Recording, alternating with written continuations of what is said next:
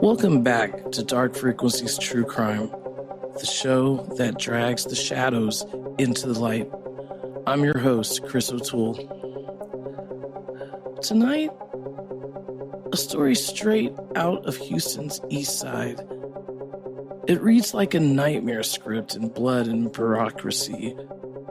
A vulnerable woman, an address dripping with the symbols 666 Maxey Road. A man with a violent past who had just happened to be the last person to be seen with her, dead and alive. And a city police department that seems ready to close the book before the ink even dried. This is Metro 666, the killer that never was, or the one who keeps getting away. Stick around. On November the 27th of 2025, around 5 p.m., HPD officers responded to a deceased female at 666 Maxey Road in Northeast Houston. The victim, Brittany Gamble, age 34, medically fragile, type 1 diabetic, epileptic.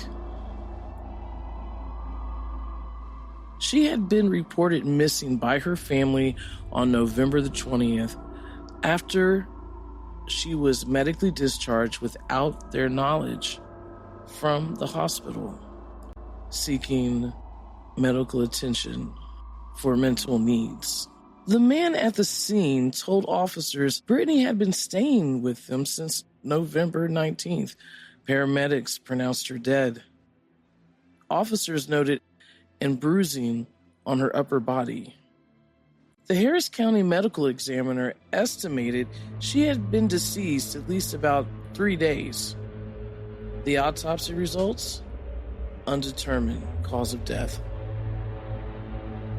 The family says HPD initially told them the case was closed, no crime found.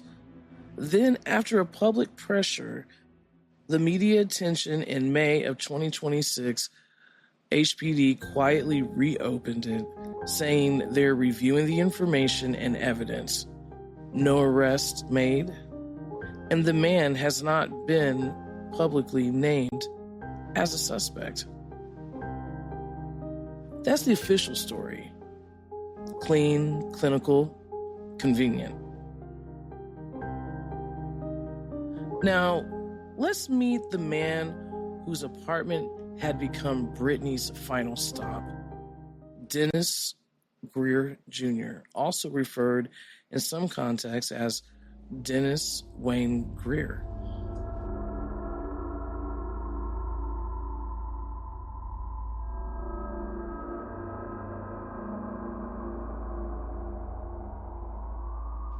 Dennis uses the Metro, and he uses it a lot every day.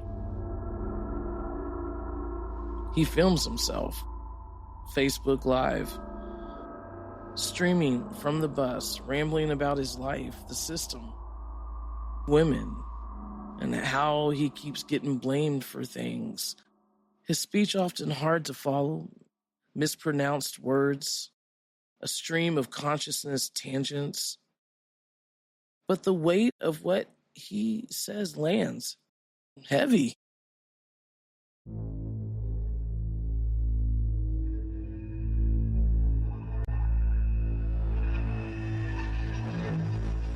In 2013, Greer was charged with murder of a 22-year-old named Joniqua Brewster, found shot in the head and dumped in a ditch on Tate Street. Particularly covered with a comforter and a towel, he was already in jail on another charge. The court records also reference a conviction of tampering with a failure to abide of abuse corpse in 2012, which he served 7 years for. Independent investigators and community sleuths following this case point to Greer as a person that has seen Brittany Gamble both alive and disturbingly after her death. He allegedly documented interactions on live stream. Family claims video showed her body inside the apartment for days while he continued streaming. Worse still, photos circulating from his content allegedly show a woman rolled up in a blanket on an air mattress, one foot noticeably darker than the other, suggesting possible decomposition. Sound familiar? His alleged MO, roll them up in blankets, just like Janiqua Brewster. Another photo of a cut hospital bracelet with details matching a Laria M. Woods, along with a guest designer billfold. Coincidence? Or is that another victim's belongings? In his live streams, Greer has reportedly said things like, "I didn't find a woman on the metro," and made remarks about being blamed for killing somebody. He rides the metro from his apartment to downtown Houston constantly. The bus is his stage and his hunting ground. Let's build a quick psychological profile based on publicly documented data, live stream patterns, criminal history, and behavior. The history of violence toward women charged in the shooting death of a corpse abuse, a pattern of vulnerable and marginalized victims. Public exhibition of live streams, constant broadcasting, suggesting a need for attention, validation, or perhaps taunting, "Look at me, I'm right here." Denial mixed with deflection, repeated statements about not finding women, being classic minimalized or gaslighting. And let's look at his MO consistency. Bodies are remained wrapped in blankets or covering, leaving them in places, continuing normal or performative routine, keeping a ball of hair like he did with Brittany. Rambling, disorganized speech could indicate underlying mental health issues, substance influence, but specifically of his references to young women might carry weight. Is this Dennis Greer Jr. a serial killer? The evidence circumstantial but chillingly patterned. At minimum, he warrants intense scrutiny. HPD's initial closure of Brittany's case smells like systemic failure that lets predators operate in plain sight, especially when the victim are medically fragile and possibly struggling from communities that don't always get full resources. Or is that his hunting ground? Knowing that these women that come from the ER, that are homeless, prostitutes, drug addicts, that he can give them a place to stay for a few days while they recover, but never come out. Brittany Gamble was someone's daughter, mother, sister. She battled serious health issues her whole life. She deserved protection, not to become another statistic, dismissed because the paperwork was easier that way. Her family is still fighting. The case is reopened, but justice delayed is justice denied. To Dennis Greer Jr., if you're listening, with all of these live streams, you probably are the metro that doesn't run forever. Cameras are always watching, and so are we. But what is he watching? The next woman who comes out of an ER, who needs help, or find him a fantasy girl? If you look, there's several hundred women. He has 3 to 4 Facebook pages or even more.